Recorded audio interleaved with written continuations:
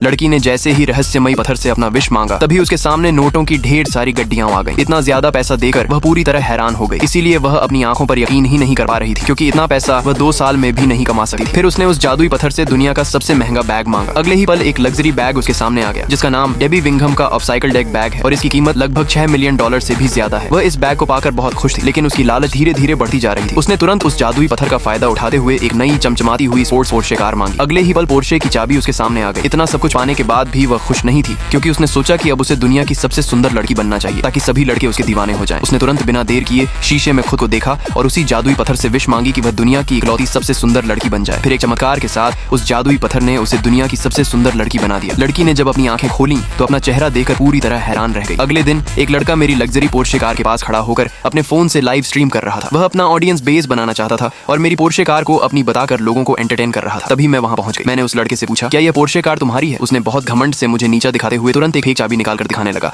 और यह पूरी घटना उसकी स्ट्रीम में रिकॉर्ड हो रही थी। लड़की उसका पोल नहीं खोलना चाहती थी, लेकिन मजबूरी में उसने अपनी असली पोर्शे की चाबी निकाली और कार स्टार्ट करके दिखा दी। अब लड़का पूरी तरह हैरान रह गया क्योंकि उसका घमंड टूट चुका था। फिर जैसे ही लड़की वहां से जाने के लिए कार में बैठी तभी उस लड़के ने उसे रोका और कहा, प्लीज मुझे माफ कर दो और अपना दोस्त बना लो।